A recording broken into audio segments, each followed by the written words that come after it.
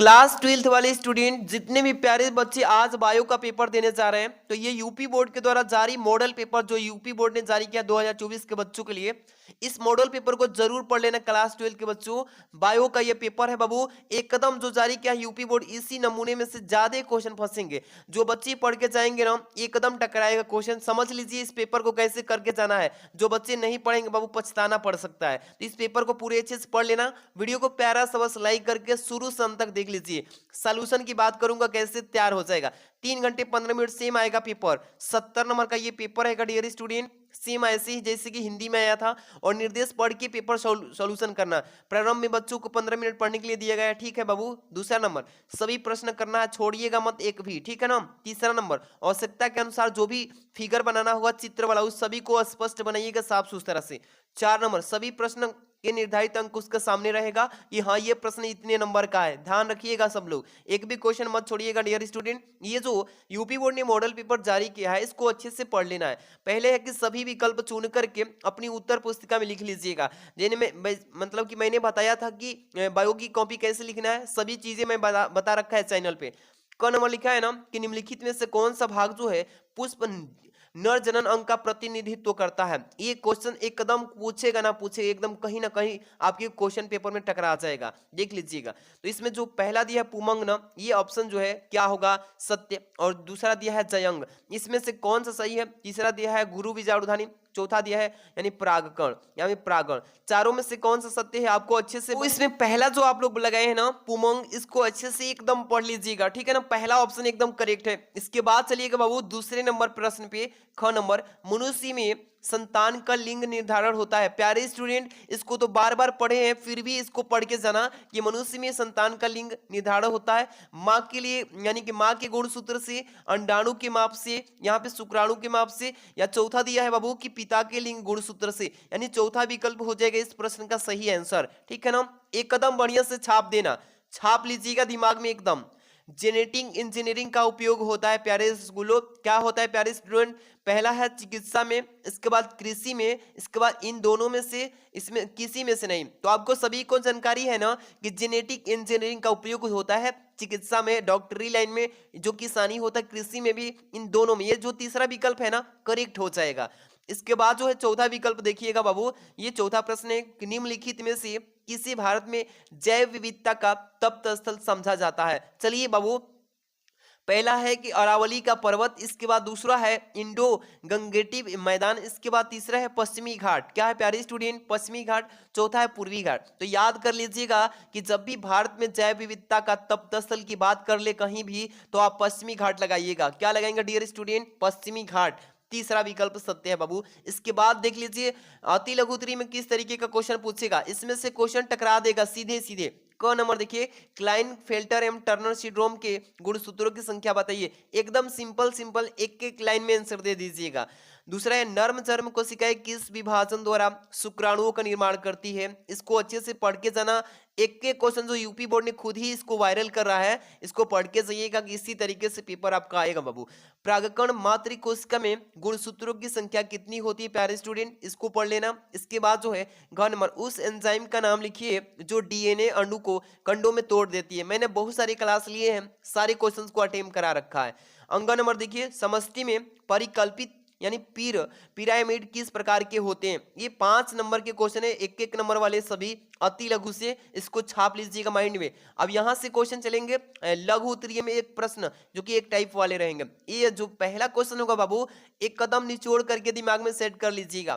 पक्षियों में लिंग निर्धारण को स्पष्ट कीजिए। इस सभी प्रश्नों का उत्तर मैंने लाइव में करा रखा है, ठीक है। ख नंबर देखिए, वाटसन तथा क्रिक द्वारा प्रस्तुत डीएनए के द्विकुंडलित मॉडल का स्वच्छ नामांकित चित्र बनाइए। पेपर में ये पक्का आएगा। क्या पूछेगा, वाटसन तथा क्रिक इस तरीके से पूछ देगा, या डीएनए के द्विकुंडलित मॉडल का स्वच्छ नामांकित चित्र पूछेगा। आप एकदम अच्छे से पढ़ के जाना, अच्छे से समझ लीजिएगा, पेपर में पक्का पूछेगा। इसके बाद ग नंबर देखिए, प्रतिरक्षा क्या है बाबू, प्रतिरक्षा को पूछेगा, अच्छे से डिफाइन कर लीजिएगा, डिफिनेशन पढ़ लीजिएगा।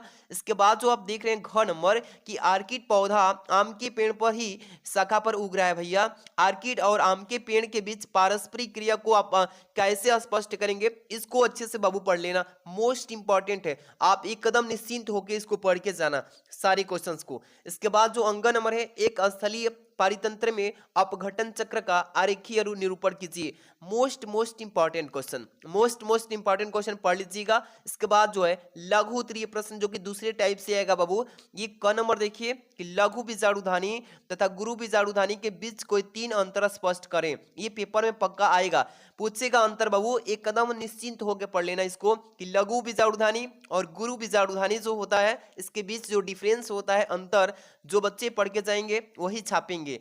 देखिए ख नंबर, हमारे समाज में लड़कियां पैदा होने पर दोष केवल महिलाओं को दिया जाता है, बताइए कि यह क्यों सही नहीं है। इस प्रश्न को भी अच्छे से छाप लेना, ये पक्का आएगा ही आज, ठीक है ना बाबू। डियर स्टूडेंट, एक के क्वेश्चन को धुआं कर देना आज। ग नंबर, एक शंकर क्रॉस का उदाहरण लेते हुए मेंडल के प्रभाविता नियम की व्याख्या कीजिए। ये एकदम ऐसा मॉडल में सेट किया है ना यूपी बोर्ड, जो पेपर में टकराया जाएगा, ठीक है। घ नंबर देखिए, डीएनए कुंडलित की कौन सी विशेषता ने वाटसन व क्रिक को डीएनए प्रकृति के सेमी कंजर्वेटिव रूप को कल्पित करने में सहयोग किया, इसकी व्याख्या कीजिए। देख रहे हैं ना, ये भी क्वेश्चन एकदम वीवीआईपी मोस्ट इंपॉर्टेंट है, इसको अच्छे से रिवीजन कर लेना। जो बच्चे नहीं पढ़ पाएंगे ना, दिक्कत होगा, आएगा जब सामने तो बोलेंगे सर जो लास्ट में आप बताए थे वीडियो में सेम आ गया था सर। यहाँ पर देखिए, मलेरिया परजीवी के जीवन चक्र का स्वच्छ नामांकित चित्र बनिए। मलेरिया वाला थोड़ा दिक्कत, मतलब ये नहीं आने की संभावना है, बट पूछ भी दे तो आपको थोड़ा जानकारी होना चाहिए भाई, कि पूछ दे तो क्या करें, बना लेना, ठीक। ख नंबर देखिए, जैविक यानी कि जीव विज्ञान के अध्ययन ने संक्रामक रोगों को नियंत्रित करने में किस प्रकार की हमारी सहायता की है भैया, इसको अच्छे से पढ़ लीजिएगा, ठीक है बाबू। इसके बाद ग नंबर देखिए, जैव उर्वरक किस प्रकार से मृदा की उर्वरकता को बढ़ाता है। ये जो आप क्वेश्चन देख रहे हैं ना, जैव उर्वरक मृदा की उर्वरकता बढ़ाता है, इसको अच्छे से पढ़ के सटीक तरीके से पढ़ लेना। इसके बाद जो है वाइक्यूलोरेसिस क्या है, इसको थोड़ा अच्छे से पढ़ लीजिए, उतना ये पूछेगा नहीं, लेकिन वाइक्यूलोरेसिस जो है थोड़ा आईएमपी टॉपिक है, इसको पढ़ लीजिएगा। आगे बढ़ेंगे बाबू, 6 नंबर क्वेश्चन पे आ चुके हैं। 6 नंबर का क पढ़ लीजिएगा कि निम्नलिखित पर टिप्पणी लिखिए।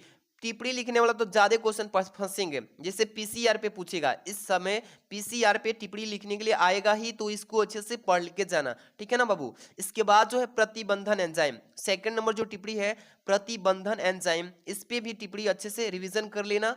इसके बाद जो है आपका ख नंबर, जैव प्रौद्योगिकी का कृषि क्षेत्र में क्या उपयोग है। जैव प्रौद्योगिकी का कृषि क्षेत्र में जो किसानी के क्षेत्र है उसमें क्या इसका उपयोग है बाबू, इसको भी थोड़ा अच्छे से रिवीजन कर लेना। इसके बाद जो है देखिएगा ग नंबर, परजीवी जंतु से आप क्या समझते हैं, कोई एक उदाहरण बताइए। मैंने अभी आज की लाइव क्लास में भी इसको बता दिया है पूरा अच्छे से, परजीवी जंतु क्या होता है, इसका एग्जांपल भी बताना है बाबू, जैसे कि मच्छर भी हो सकता है। जितने भी क्वेश्चन आपको मैंने बताया इस वीडियो में, सारी लाइव क्लास को मैं अटेंड कर लिया।